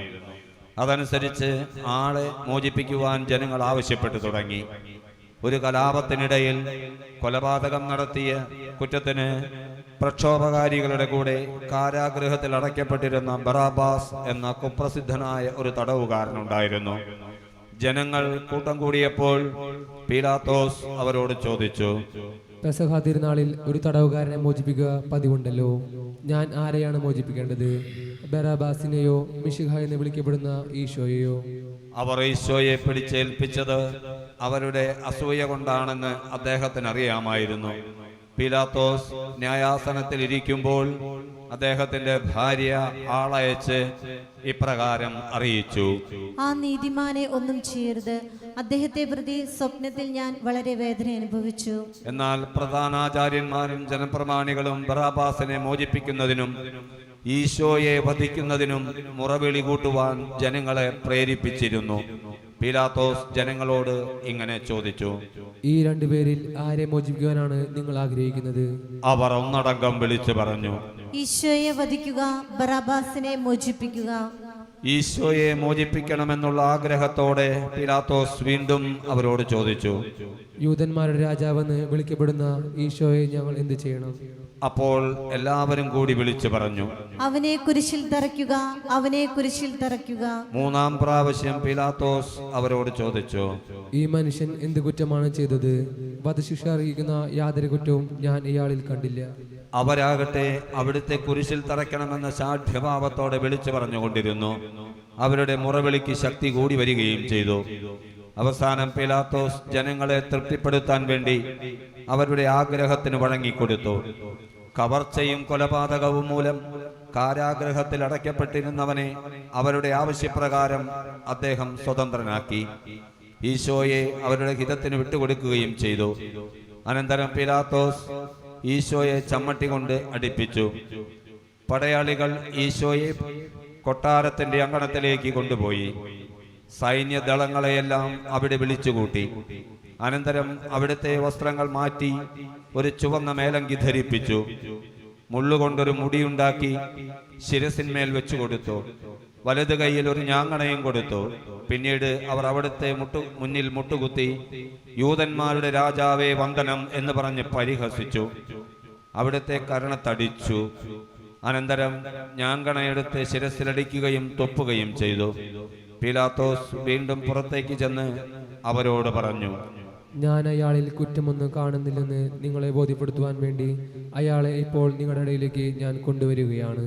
മുൾക്കിരീടവും ചുവന്ന മേലങ്കിയും ധരിച്ചിരുന്ന ഈശോയെ ഉടനെ പുറത്തേക്ക് കൊണ്ടുചെന്നു. അപ്പോൾ പീലാത്തോസ് അവരോട് പറഞ്ഞു, ഇതാണ് ആ മനുഷ്യൻ. പ്രധാനാചാര്യന്മാരും പരിചാരകരും അവിടുത്തെ കണ്ടപ്പോൾ അട്ടഹസിച്ചു പറഞ്ഞു, അവനെ കുരിശിൽ തറയ്ക്കുക, അവനെ കുരിശിൽ തറയ്ക്കുക. പീലാത്തോസ് പ്രതിവചിച്ചു, നിങ്ങൾ തന്നെ അയാളെ കൊണ്ടുപോയി കുരിശിൽ തറച്ചുകൊള്ളുവിൻ. ഞാൻ അയാളിൽ കുറ്റമൊന്നും കാണുന്നില്ല. അപ്പോൾ യൂതന്മാർ അദ്ദേഹത്തോട് പറഞ്ഞു, ഞങ്ങൾക്കൊരു നിയമമുണ്ട്. ആ നിയമം അനുസരിച്ച് അവൻ വധശിക്ഷയ്ക്ക് അർഹനാകുന്നു. എന്തെന്നാൽ താൻ ദേവപുത്രനാണെന്ന് അവൻ അവകാശപ്പെടുന്നു.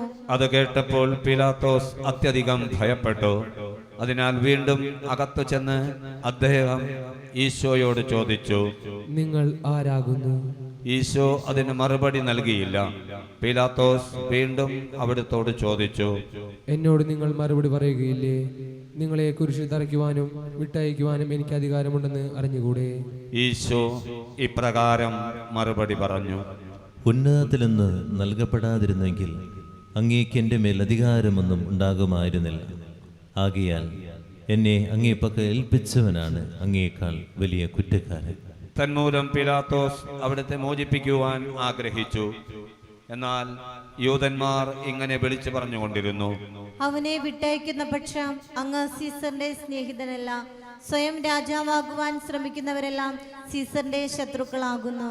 അത് കേട്ടപ്പോൾ പീലാത്തോസ് വീണ്ടും ഈശോയെ പുറത്തേക്ക് കൊണ്ടുചെന്നു. ഹീബ്രു ഭാഷയിൽ ഗബാത്ത എന്ന് പറയുന്ന കൽത്തളത്തിൽ അദ്ദേഹം ഉപവിഷ്ടനായി. അന്ന് പെസഹ വെള്ളിയാഴ്ചയായിരുന്നു. സമയം ഏകദേശം 12 മണിയായി. പീലാത്തോസ് യൂതന്മാരോട് പറഞ്ഞു, ഇതാ നിങ്ങളുടെ രാജാവ്. അത് കേട്ടപ്പോൾ അവർ ഉച്ചത്തിൽ വിളിച്ചു പറഞ്ഞു, അവനെ കൊണ്ടുപോയി കുരിശിൽ തറയ്ക്കുക. പീലാത്തോസ് അവരോട് ചോദിച്ചു, എന്ത്? നിങ്ങളെ രാജാവിനെ ഞാൻ കുരിശിൽ തറയ്ക്കണമെന്നോ? അതിന് പ്രധാനാചാര്യന്മാരാണ് മറുപടി പറഞ്ഞത്, സീസറല്ലാതെ ഞങ്ങൾക്ക് മറ്റൊരു രാജാവില്ല.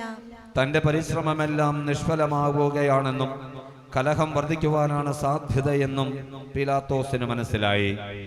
അതിനാൽ അദ്ദേഹം വെള്ളമെടുത്ത് ജനങ്ങളുടെ മുമ്പിൽ വെച്ച് കൈകൾ കഴുകിക്കൊണ്ട് പറഞ്ഞു, ഈ നീതിമാന്റെ രക്തത്തിൽ എനിക്ക് പങ്കില്ല.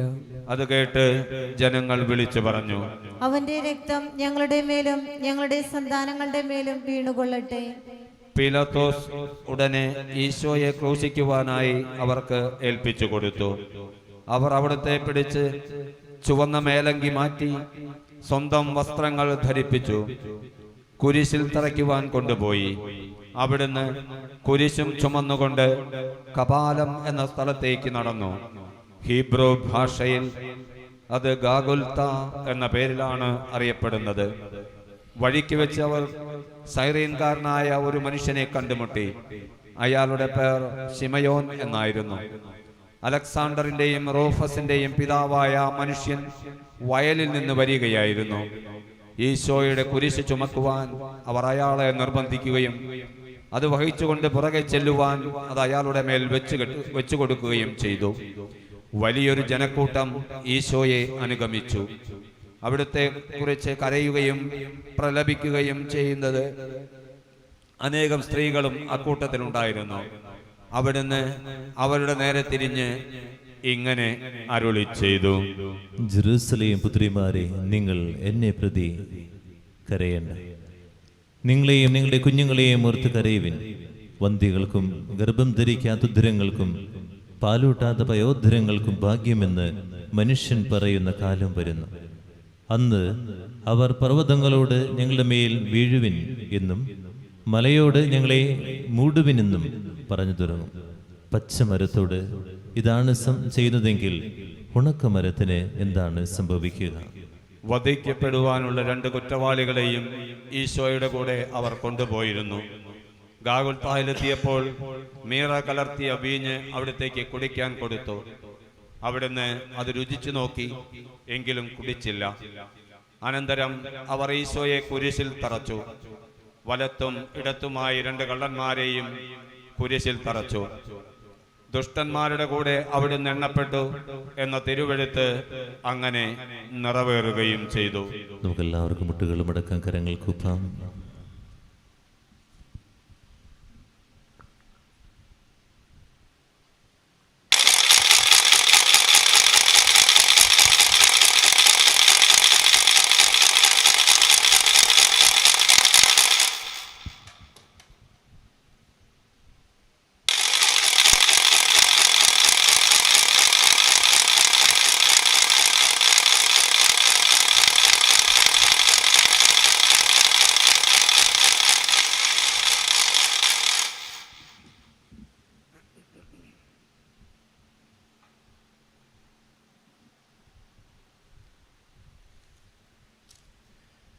ഞാനൊരു മനുഷ്യനല്ല, കൃമിയാകുന്നു. മനുഷ്യരുടെ നിന്ദാപാത്രവും ജനങ്ങളുടെ പരിഹാസ വിഷയമാകുന്നു.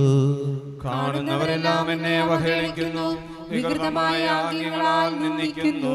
അവൻ കർത്താവിനെ ആശ്രയിച്ചല്ലോ, അവിടുന്ന് അവനെ രക്ഷിക്കട്ടെ. അവിടുന്ന് അവനെ സ്നേഹിക്കുന്നുണ്ടെങ്കിൽ അവനെ സ്വതന്ത്രനാക്കട്ടെ. എന്റെ ജനനം മുതൽ തന്നെ അങ്ങന്റെ ദൈവവും അഭയമാകുന്നു. അങ്ങേക്ക് ഞാൻ സ്വയം സമർപ്പിച്ചിരിക്കുന്നു. ഞാൻ ദുഃഖിതനായിരിക്കാൻ എന്നിൽ നിന്നകന്നു പോകരുതേ, എന്നെ സഹായിക്കാൻ ആരുമില്ല. ബൈസാനിലെ മൃഗങ്ങൾ എന്നെ വളഞ്ഞു, അലറുന്ന സിംഹത്തെ പോലെ അവ എന്നെ വിഴുങ്ങുവാൻ വരുന്നു. വെള്ളം പോലെ ഞാൻ ഒഴുകിപ്പോയി, എന്റെ സന്ധികൾ വേർപെട്ടിരിക്കുന്നു. എന്റെ ഹൃദയം മെഴുകിന് തുല്യമായി ഉള്ളിലെ അവയവങ്ങൾ ഉരുകി തുടങ്ങി. ഇഷ്ടിക പോലെ എന്റെ തൊണ്ട വരണ്ടു, നാവ് തൊണ്ടയോടൊപ്പിച്ചേർന്നു. അങ്ങനെ മരണത്തിലേക്ക് നയിച്ചിരിക്കുന്നു. നായ്ക്കൾ എന്നെ ചുറ്റി വളഞ്ഞു, ദുഷ്ടന്മാർ എന്നെ വലയം ചെയ്തു. എന്റെ കൈകളും കാലുകളും അവർ തുളച്ചു, എന്റെ അസ്ഥികളെല്ലാം അവർ എന്നെ ഉറ്റുനോക്കി. അവർ എന്റെ വസ്ത്രം പങ്കിട്ടെടുത്തു, മേലങ്കിക്ക് വേണ്ടി അവർ ചിട്ടിയിട്ടു. ശാന്തമായിട്ടിരിക്കാം. വായന തുടരുകയാണ്. 3 മണിക്കാണ് അവർ ഈശോയെ കുരിശിൽ തറച്ചത്. കുരിശിൽ കിടന്നുകൊണ്ട് അവിടുന്ന് ഇപ്രകാരം അരുളി ചെയ്തു: പിതാവേ, ഇവരോട് ക്ഷമിക്കണമേ. എന്തുകൊണ്ടെന്നാൽ തങ്ങൾ എന്താണ് ചെയ്തതെന്ന് ഇവർ അറിയുന്നില്ല. ഈശോയുടെ പേരിലുണ്ടായിരുന്ന ആരോപണം പിലാത്തോസ് ഒരു പലകമേൽ എഴുതി കൊടുത്തത് അവിടുത്തെ കുരിശിന്മേൽ സ്ഥാപിച്ചിട്ടുണ്ടായിരുന്നു. ആ എഴുത്ത് ഇങ്ങനെയായിരുന്നു: യൂതന്മാരുടെ രാജാവായ നസ്രായൻ ഈശോ. അവിടുത്തെ കുരിശിൽ തറച്ച സ്ഥലം പട്ടണത്തിന് സമീപമായിരുന്നതിനാൽ യൂതന്മാരിൽ പലരും അത് വായിച്ചു. ഹീബ്രു, ലത്തീൻ, ഗ്രീക്ക് എന്നീ 3 ഭാഷകളിലും അത് എഴുതപ്പെട്ടിരുന്നു. അതിനാൽ പ്രധാനാചാര്യന്മാർ ചെന്ന് പീലാത്തോസിനോട് പറഞ്ഞു: യൂതന്മാരുടെ രാജാവ് എന്നല്ല, താൻ യൂതന്മാരുടെ രാജാവാണെന്ന് അവൻ പറഞ്ഞു എന്നാണ് എഴുതേണ്ടത്. പീലാത്തോസ് മറുപടി പറഞ്ഞു: ഞാൻ എഴുതിയത് തന്നെ. ഈശോയെ കുരിശിൽ തറച്ച ശേഷം പടയാളികൾ അവിടുത്തെ വസ്ത്രങ്ങൾ 4 പങ്കിട്ടെടുത്തു. അവിടുത്തെ മേലങ്കി മുകൾ മുതൽ അടിവരെ നെയ്യപ്പെട്ടതായിരുന്നതിനാൽ അവർ പറഞ്ഞു, അത് കീറണ്ട, അത് ആർക്കുള്ളതായിരിക്കണമെന്ന് നമുക്ക് ചിട്ടിയിട്ട് നിശ്ചയിക്കാം. എന്റെ വസ്ത്രങ്ങൾ അവർ പങ്കിട്ടെടുത്തു, എന്റെ മേലങ്കിക്ക് വേണ്ടി അവർ നറുക്കിട്ടു എന്നുള്ള തിരുവെഴുത്ത് നിറവേറണമല്ലോ.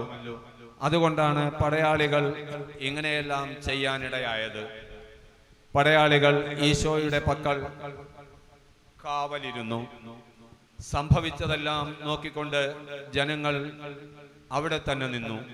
വഴിയെ കടന്നുപോയിരുന്നവർ പുച്ഛഭാവത്തിൽ തല കുലുക്കിക്കൊണ്ട് ഇപ്രകാരം പറഞ്ഞു, നീ ദേവാലയം നശിപ്പിച്ചിട്ട് 3 ദിവസം കൊണ്ട് വീണ്ടും അത് പണിയുന്നവനല്ലയോ? നീ നിന്നെ തന്നെ രക്ഷിക്കുക.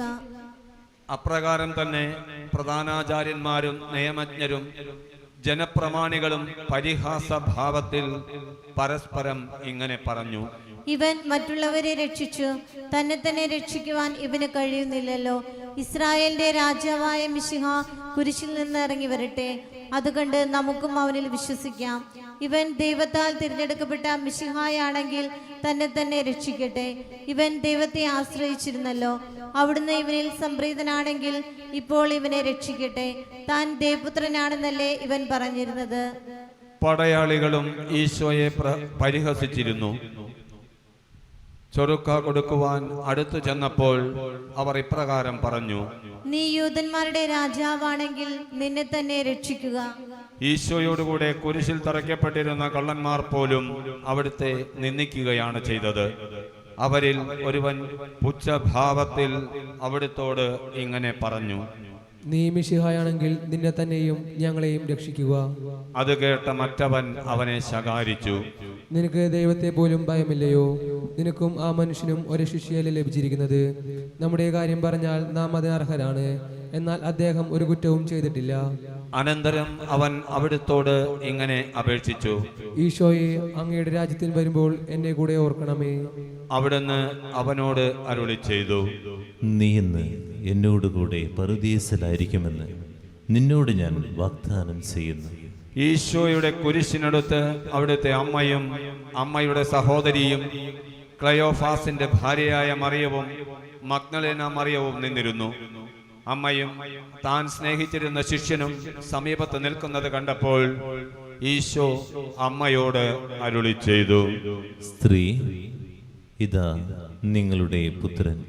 അനന്തരം അവിടുന്ന് ആ ശിഷ്യനോട് അരുളി ചെയ്തു, ഇതാ നിന്റെ അമ്മ.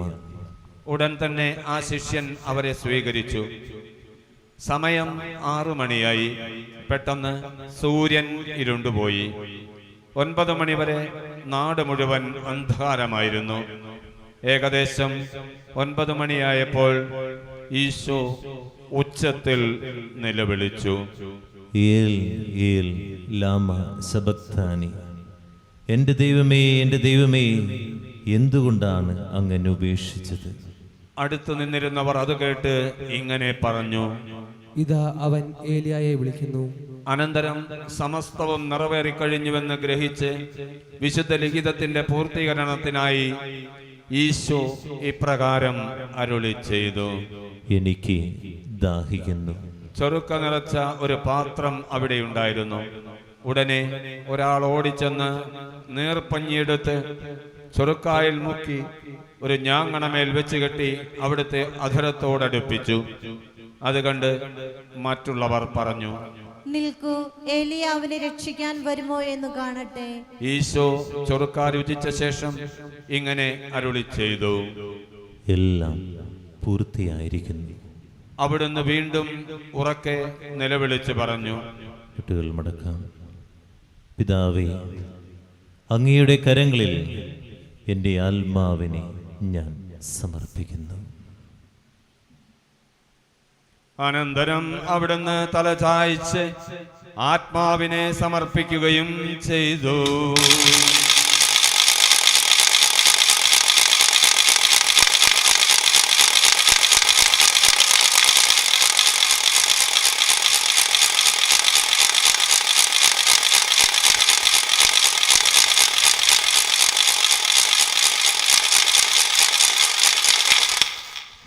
കുരിശിനാലേ ലോകമൊന്നായി വീണ്ടെടുത്ത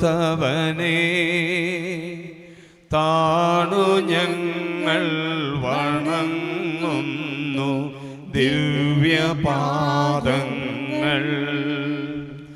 കുരിശിനാലെ ലോകമൊന്നായി വീണ്ടെടുത്തവനെ, താണു ഞങ്ങൾ വണങ്ങുന്നു ദിവ്യപാദങ്ങൾ.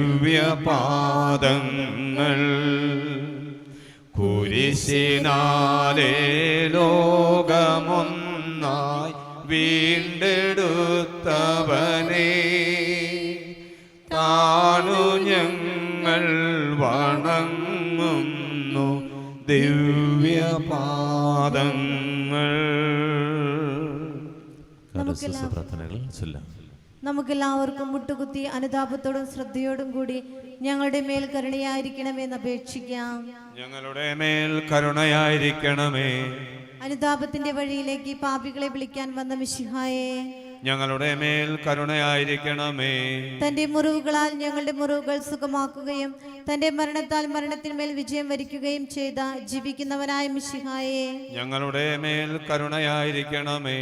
പീഡാനുഭവത്തിന്റെയും മരണത്തിന്റെയും വേളയിൽ സൂര്യചന്ദ്രന്മാർ മുഖം മറയ്ക്കുന്നതിനും സൃഷ്ടജാലങ്ങൾ വിലപിക്കുന്നതിനും ഇടയാക്കിയ മിശിഹായെ, ഞങ്ങളുടെ മേൽ കരുണയായിരിക്കണമേ.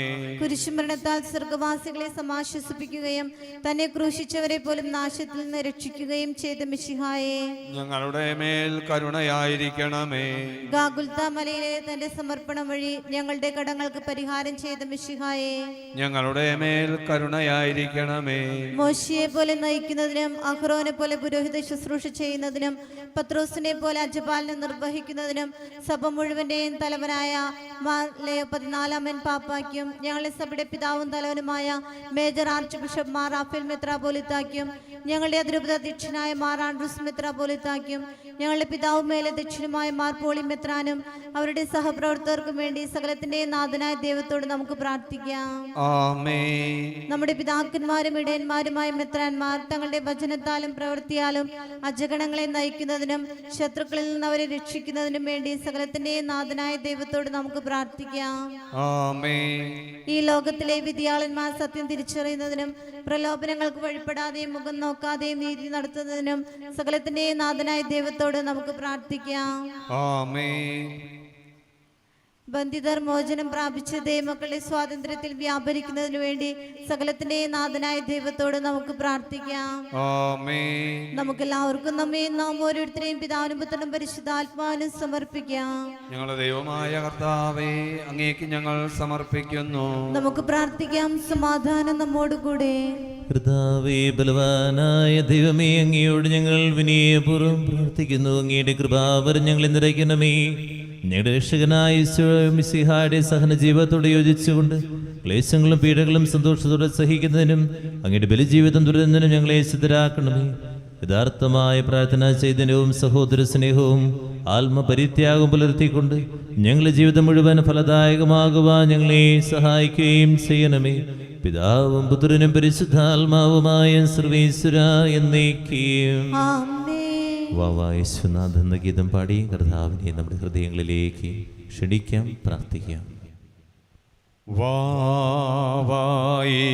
യേശുനാഥ,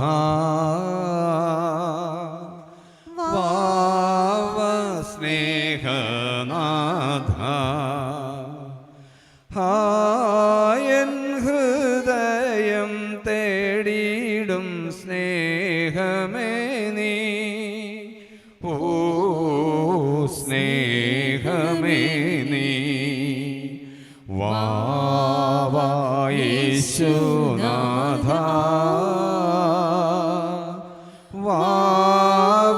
സ്നേഹനാഥ, പാരിലില്ലിതു പോ വാനിലില്ലിതു പോ, പാരിലില്ലിതു പോ വാനിലില്ലിതു പോ, നീയൊഴിഞ്ഞുള്ളോ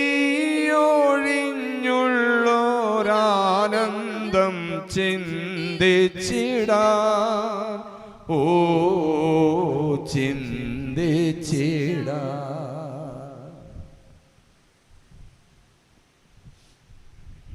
ഒരു നിമിഷം നമുക്ക് പ്രാർത്ഥിക്കാം. ചെയ്തു പോയിട്ടുള്ള എല്ലാ പാപങ്ങളും ഈ നിമിഷം കർത്താവിൻ്റെ സന്നിധിയിൽ ഏറ്റുപറയാം. കർത്താവ് അത്രയധികം നമ്മളെ സ്നേഹിച്ചിരിക്കുക, നമ്മുടെ കൂടെയാകാൻ, നമ്മുടെ ഒപ്പമാകാൻ, നിൻ്റെ എല്ലാമാകാൻ ദിവ്യകാരുണ്യമായി തീർന്നു. ആ കുരിശിൻ്റെ വഴിയിലുള്ള യാത്ര ഒന്ന് മാത്രമേ കർത്താവ് ആഗ്രഹിച്ചുള്ളൂ, നിൻ്റെ ഹൃദയം. മറ്റൊന്നും കർത്താവ് ആഗ്രഹിക്കുന്നില്ല. എന്നിട്ടും കർത്താവിൽ നകന്നതാണോ നമ്മൾ നടക്കുന്നത് നമ്മൾ ചിന്തിക്കാം. പത്രോസിനെ പോലെ യുദാസിനെ പോലെ സ്വാർത്ഥ താല്പര്യങ്ങൾക്ക് വേണ്ടി ജീവിക്കുന്നവരാണ്. പിലാത്തോസിനെ പോലെ കൈ കഴുകിയവരാണ്. ജനക്കൂട്ടത്തെ പോലെ യേശുവിനെ പരിഹസിക്കുന്നവരാണ്. നമുക്ക് ആത്മശോധന ചെയ്യാം. ഓരോ പാപങ്ങളും ചെയ്യുമ്പോഴും നമ്മളതാണ് ചെയ്തുകൊണ്ടിരിക്കുന്നത്. മാപ്പ് ചോദിക്കാം കർത്താവിൻ്റെ സന്നിധിയിൽ. കണ്ണുനീരോടെ ഞാൻ ദൈവത്തെ പരിഹസിച്ച നിമിഷം, എനിക്ക് ദൈവത്തെ പ്രഘോഷിക്കാൻ പറ്റിയ അവസരം ദൈവം ഉപയോഗിക്കാതിരുന്ന നിമിഷം എല്ലാം ഏറ്റുപറയാം. മാപ്പ് ചോദിക്കുക. ദൈവമേ, എൻ്റെ കുടുംബത്തിൽ പ്രാർത്ഥന ചൊല്ലാത്ത നിമിഷങ്ങൾ നിരവധി ഉണ്ടായിട്ടുണ്ട്. അതുപോലെ മറ്റുള്ളവരെ ദൈവത്തെ കളിയാക്കിയപ്പോൾ അവരോടൊപ്പം ഇരുന്ന് കളിയാക്കിയ നിമിഷം, പള്ളിമണി മുഴങ്ങിയപ്പോൾ ആ പ്രഘോഷം നടത്താതിരുന്ന നിമിഷം, എത്രയോ നിമിഷങ്ങൾ എൻ്റെ ജീവിതത്തിൽ ഞാൻ നിന്നെ അകന്നു പോയിട്ടുണ്ട്. നിന്നെ സ്വീകരിക്കാതെ എത്ര വിശുദ്ധ കുർബാനകളിൽ കടന്നു പോയിട്ടുണ്ട്. മാപ്പ് ചോദിക്കുക. നമ്മുടെ കർത്താവിന്റെ കൃപയും പിതാവായ ദൈവത്തിന്റെ സ്നേഹവും പരിശുദ്ധാത്മാവിന്റെ സഹവാസം എല്ലാവരുടെ കൂടെ ഉണ്ടായിരിക്കട്ടെ, ഇപ്പോഴും എപ്പോഴും എന്നേക്കും. നമ്മുടെ രക്ഷകന്റെ അമൂല്യമായ ശരീരങ്ങളുടെ രഹസ്യങ്ങളെ നമുക്ക് എല്ലാവർക്കും ഭക്തിയാദരങ്ങളോടെ സമീപിക്കാം. അനുതാപത്തിൽ നിന്നുളവാകുന്ന ശരണത്തോടെ അപരാധങ്ങളിൽ നിന്ന് പിന്തിരിഞ്ഞുകൊണ്ടും പാപങ്ങളെ കുറിച്ച് പശ്ചാത്തപിച്ചുകൊണ്ടും സഹോദരരുടെ തെറ്റുകൾ ക്ഷമിച്ചും കൊണ്ട് നമുക്ക് സകലത്തിന്റെയും നാഥനായ ദൈവത്തോട് കൃപയും പാപമോചനവും യാചിക്കുകയും ചെയ്യാം. കർത്താവേ, അങ്ങയുടെ ദാസരുടെ പാപങ്ങളും അപരാധങ്ങളും ക്ഷമിക്കണമേ. കർത്താവേ, ഇവ ഞങ്ങളുടെ ശരീരങ്ങളുടെ ഉയർപ്പിനും ആത്മാക്കളെ രക്ഷിക്കും കാരണമാകട്ടെ. എന്നേക്കും ആമേൻ. നമുക്ക് പ്രാർത്ഥിക്കാം. സമാധാനം നമ്മോടുകൂടെ. കർത്താവായ ദൈവമേ, കാരുണ്യപൂർവ്വം ഞങ്ങൾക്ക് നൽകിയ മനോവിശ്വാസത്തോടെ അങ്ങയുടെ സന്നിധിയിൽ എപ്പോഴും നിർമ്മല ഹൃദയരും പ്രസന്നവതര നിഷ്കളങ്കരമായി വ്യാപരിക്കുവാൻ ഞങ്ങളെ യോഗ്യരാക്കണമേ. ഞങ്ങളെല്ലാവരും ഒന്ന് ചേർന്ന് അങ്ങയെ വിളിച്ച പ്രകാരം അപേക്ഷിക്കുന്നു. സ്വർഗസ്ഥനായ ഞങ്ങളുടെ പിതാവേ, അങ്ങയുടെ നാമം പൂജിതമാകണമേ. അങ്ങയുടെ രാജ്യം വരണമേ. അങ്ങയുടെ തിരുമനസ്സ് സ്വർഗത്തിലെ പോലെ ഭൂമിയിലുമാകണമേ. ഞങ്ങൾക്ക് ആവശ്യമായ ആഹാരം ഇന്ന് ഞങ്ങൾക്ക് തരണമേ. ഞങ്ങളുടെ കടക്കാരോട് ഞങ്ങൾ ക്ഷമിച്ചതുപോലെ ഞങ്ങളുടെ കടങ്ങളും പാപങ്ങളും ഞങ്ങളോടും ക്ഷമിക്കണമേ. ഞങ്ങളെ പ്രലോഭനത്തിൽ വീഴാനിടയാക്കരുതേ, ദുഷ്ടാരൂപിയിൽ നിന്ന് ഞങ്ങളെ രക്ഷിക്കണമേ. എന്തുകൊണ്ടെന്നാൽ രാജ്യവും ശക്തിയും മഹത്വവും എന്നേക്കും അങ്ങയുടേതാകുന്നു. സമാധാനം നിങ്ങളോട് കൂടെ, അങ്ങയോടും അങ്ങയുടെ ആത്മാവോടും കൂടെ. വിശുദ്ധ കുർബാന വിശുദ്ധരായ നിങ്ങൾക്കുള്ളതാകുന്നു. ഏകപിതാവ് പരിശുദ്ധനാകുന്നു, ഏകപുത്രൻ പരിശുദ്ധനാകുന്നു, ഏകരൂഹ പരിശുദ്ധനാകുന്നു, പിതാവിനും പുത്രനും പരിശുദ്ധാത്മാവിനും എന്നേക്കും സ്തുതി. ആമേൻ. ജീവിക്കുന്ന ദൈവത്തെ നിങ്ങൾ പ്രകീർത്തിക്കുവേൻ. സഭയിൽ അവിടുത്തേക്ക് സ്തുതി ഉണ്ടായിരിക്കട്ടെ. എല്ലാ നിമിഷവും എല്ലാ സമയവും അവിടുത്തെ കൃപയും കാരുണ്യവും നമ്മുടെ മേലുണ്ടായിരിക്കട്ടെ. ശരീരവും രക്തവും കടന്നു ജീവനും കാരണമാകട്ടെ, എപ്പോഴും എന്നേക്കും. ആമേൻ. ഓ എൻ്റെ ഈശോയെ, അങ്ങ് വിശുദ്ധ കുർബാനയിൽ സത്യമായും എഴുന്നള്ളിയിരിക്കുന്നുവെന്ന് ഞാൻ വിശ്വസിക്കുന്നു. എല്ലാ വസ്തുക്കളെയും കാൾ ഞാൻ അങ്ങയെ സ്നേഹിക്കുകയും എൻ്റെ ആത്മാവിൽ അങ്ങയെ സ്വീകരിക്കുവാൻ ഞാൻ ആഗ്രഹിക്കുകയും ചെയ്യുന്നു. ദിവ്യ കൂദാശയിൽ അങ്ങയെ സ്വീകരിക്കുവാൻ ഇപ്പോൾ എനിക്ക് സാധ്യമല്ലാത്തതിനാൽ അരൂപിയിൽ എൻ്റെ ഹൃദയത്തിലേക്ക് അങ്ങ് എഴുന്നള്ളി വരണമേ. അങ്ങ് എന്നിൽ സന്നിഹിതനാണെന്ന് വിശ്വസിച്ച് ഞാൻ അങ്ങയെ ആശ്ലേഷിക്കുകയും എന്നെ അങ്ങയോട് പൂർണ്ണമായി ഐക്യപ്പെടുത്തുവാൻ ആഗ്രഹിക്കുകയും ചെയ്യുന്നു. ഒരിക്കലും അങ്ങയിൽ നിന്നും അകലുവാൻ എന്നെ അനുവദിക്കരുതേ. ആമേൻ.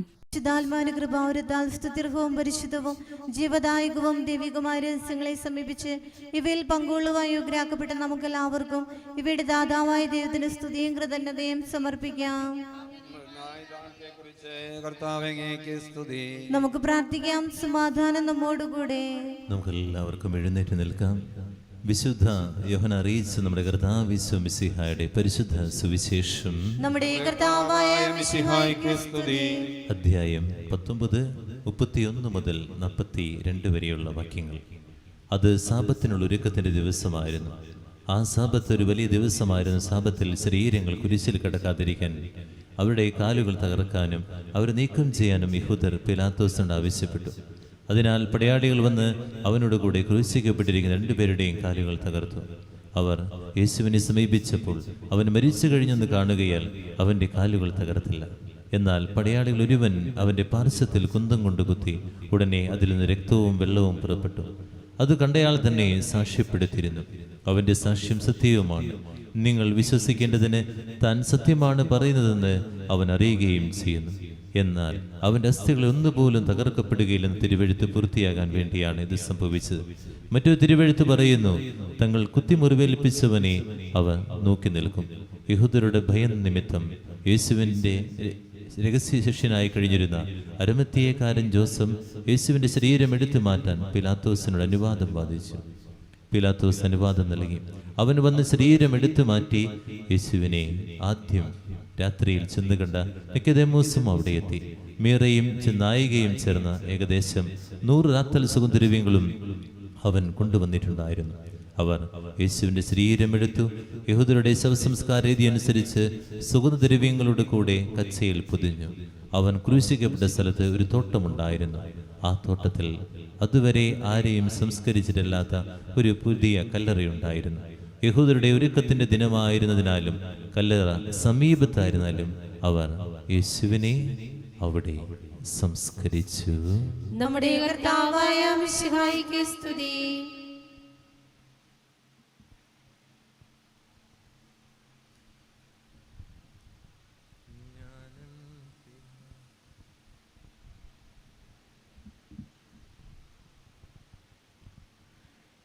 ഗാഗുൽത്താമല